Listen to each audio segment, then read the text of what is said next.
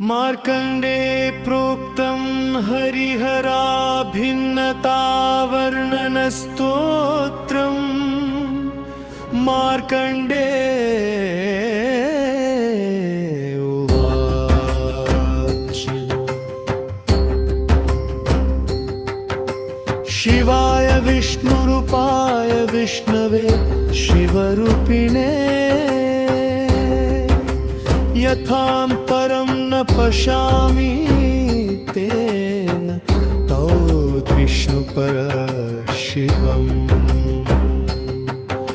अनादिमध्वनिधनमेतदक्षरमव्ययम् तदेव ते प्रवक्ष्यामि रूपं हरिहरात्मकम्। यो वै विष्णु स वै रुद्रो यो रुद्रः स पितामहः एकामूर्तिस्त्रयो देवा रुद्रविष्णु पितामहः।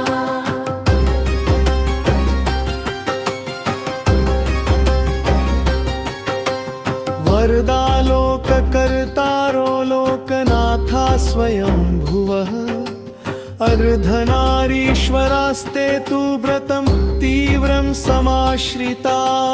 यथार्धने जलं क्षिप्तं जलमेव तु तद्भवेत् रुद्धा विष्णु प्रविष्टस्तु तथा रुद्रमयो भवेत्। अग्निमग्निप्रविष्टस्तु अग्निरेव यथा भवेत् तथा विष्णुं प्रविष्टस्तु रुद्रो विष्णुमयो भवेत्। अग्निमग्निप्रविष्टस्तु अग्निरेव यथा भवेत् तथा विष्णुं प्रविष्टस्तु रुद्रो विष्णुमयो भवेत्। रुद्रमग्निमयं विद्याद्विष्णुः सोमात्मकः स्मृतः अग्निष्टोमात्मकं चैव जगत्स्थावरजङ्गमम्। भर्तारो चापहर्तारो स्थावरस्य जरस्य च जगतः शुभकर्तारो प्रभु विष्णु महेश्वरो। कर्तृकारणकर्तारो कर्तृकारणकारकौ भूतभव्यभवौ देवौ नारायण महेश्वरौ। एतौ जपवक्तारा वेतौ तौ च प्रभामयौ जगतः पालका वेता वेतौ श्रुतिकरौ स्मृतौ। एते चैव प्रवर्षन्ति भान्ति भान्ति सृजन्ति च एतत् परतरं गुह्यं कथितं ते पितामह। यश्चैनं पठते नित्यं यश्चैनं शृणुयान्नरः प्राप्नोति परमं स्थानं विष्णुरुद्रप्रसादजम्। देवौ हरिहरौ स्तोष्ये ब्रह्मणा सह संगतौ एतौ च परमौ देवौ जगतः प्रभवाप्याय। रुद्रस्य परमो विष्णुर्विष्णुश्च परमः शिवः एकवादविधा भूतो लोके चरति नित्यशः। न विना शङ्करं विष्णुर्न विना केशवं शिवः तस्मादेकत्वमयातौ रुद्रोपेन्द्रौ तु तौ पुरा।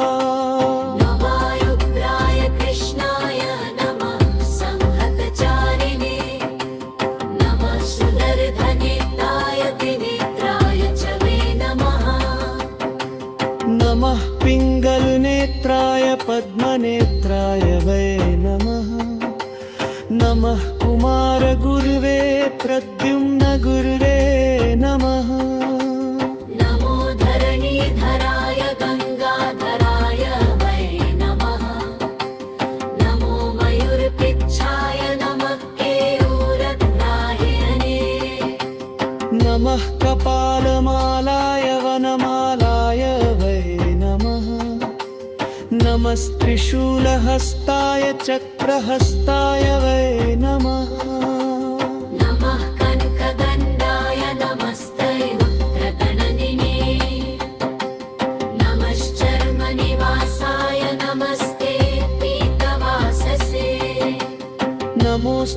लक्ष्मीपते उमाया पतये नमः नमः क्रत्वाङ्गधाराय नमो मुसलधारिणे नमो भस्माङ्गरागाय नमः कृष्णाङ्गधारिणे नमः श्मशानवासाय नमोऽस्त्वाश्रमवासिने नमो वृषभवाहाय नमो गरुडवाहिने नमोऽस्त्वनेकरूपाय बहुरूपाय वै नमः नमः प्रलयकर्त्रे च नमः सृष्टिकराय च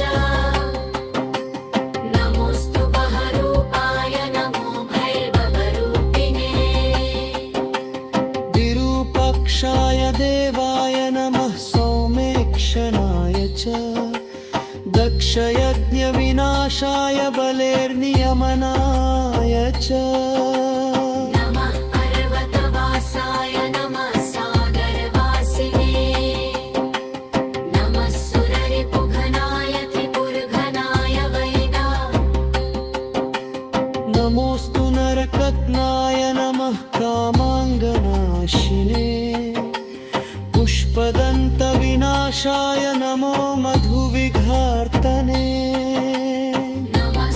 नमस्कन्धकनाशाय नमः कैतरघाटिने नमः सहस्रहस्ताय नमः सपकेयदाहने नमः सहस्रशेषाय मबुशीर्षाय नमः दामोदराय वेमाय बुरुजविखरे नमः नमस्ते भगवन् विष्णोमभस्ते भगवान् शिवः नमस्ते भगवन् देव नमस्ते वेणुपाजगा नमस्ते साहकरकीर्तनमस्ताय जभिर्समः नमस्ते सुनशक्त्रघ्नमस्तिर्सुरपूजिता नमस्ते करगणवरगणहो विदुपराक्रमो